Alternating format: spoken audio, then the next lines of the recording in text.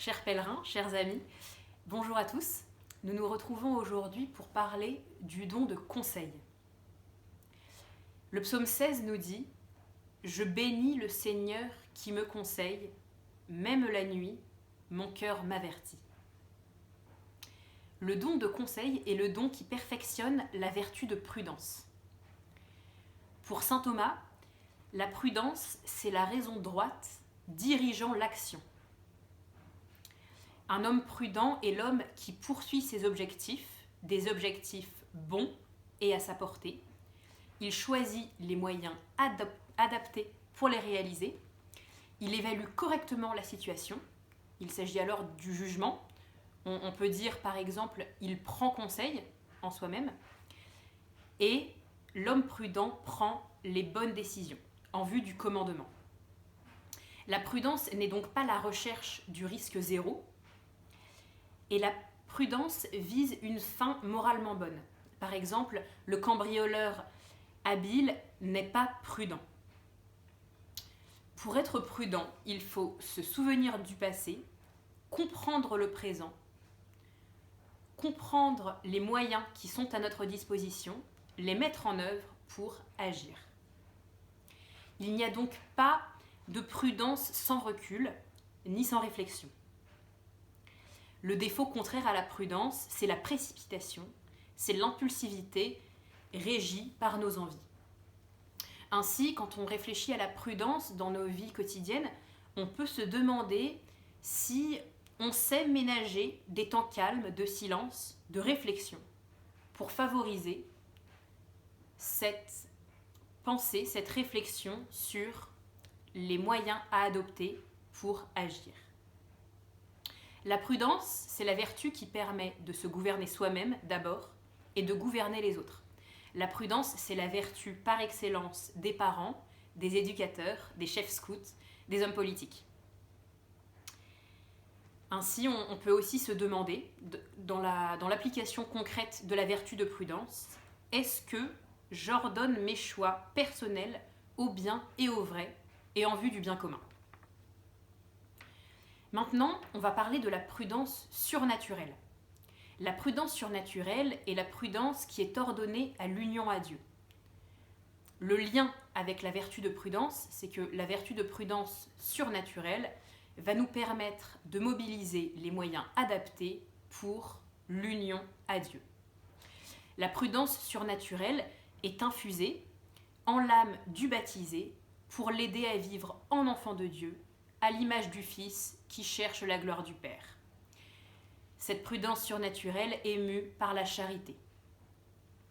Souvenez-vous dans l'Évangile, le jeune homme riche qui demande à Jésus « Seigneur, que dois-je faire pour posséder la vie éternelle ?»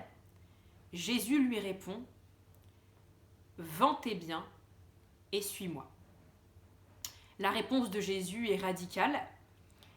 Jésus nous montre donc, ou du moins montre à ce jeune homme, que dans la vocation personnelle de ce jeune homme, il est appelé à tout quitter pour suivre Jésus. C'est la vie choisie par les personnes consacrées à Dieu, c'est l'appel spécifique à la vie consacrée, qui est dans le cas du jeune homme riche, sa vocation personnelle, mais pour nous tous, pour tous les chrétiens, qui ne sommes pas tous appelés à la vie religieuse, tous nous sommes appelés à vivre selon les béatitudes. Le but, c'est le règne de Dieu. Les moyens sont l'esprit de pauvreté, la douceur, la miséricorde. À noter aussi que la vie surnaturelle n'est pas juxtaposée à la vie naturelle. Elle assume et vivifie toute notre vie profane. Saint Paul nous dit « Que vous mangiez, que vous buviez, quoi que vous fassiez, faites tout pour la gloire de Dieu. » C'est ainsi que la prudence surnaturelle est vivifiée et transparaît dans toute notre vie. Ainsi, comme question d'application à nos vies quotidiennes, on pourra se demander « Est-ce que je m'efforce d'unifier ma vie chrétienne et ma vie sociale ?» Or, dans les situations compliquées, il est parfois difficile de savoir comment agir. Notre vertu de prudence a besoin d'être perfectionnée par le don de conseil qui est alors nécessaire. Le don de conseil est une capacité nouvelle celle de recevoir les inspirations de l'Esprit Saint pour agir en conformité avec la volonté du Père, à l'imitation du Fils, et coopérer à son dessein d'amour sur les hommes. Pour activer le don de conseil, si on peut dire, 3 choses sont nécessaires. L'humilité, ou du moins tendre à la vertu d'humilité, c'est-à-dire mesurer la faiblesse de nos jugements personnels, mesurer cette faiblesse pour avoir l'humilité d'invoquer l'Esprit Saint. Deuxième élément, après l'humilité, la prière. La prière, c'est particulièrement la prière d'invocation à l'Esprit Saint, qu'il descende sur nous, qu'il nous donne ce don de conseil en particulier. Et enfin, la lecture de la vie de saint, qui nous aide à nous familiariser avec ces vies où le Saint-Esprit souffle complètement sur tous leurs actes. Et ainsi, ces vies de saints nous aideront à mieux comprendre comment l'Esprit Saint conduit une vie et peut conduire la mienne aussi.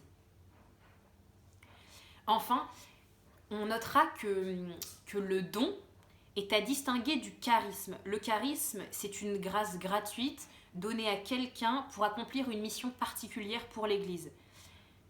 On parlera par exemple de Jeanne d'Arc qui va au conseil de ses voix. Là, le don de conseil dont on a parlé, le don est lié à notre vie de grâce. Ce n'est pas spectaculaire ni magique.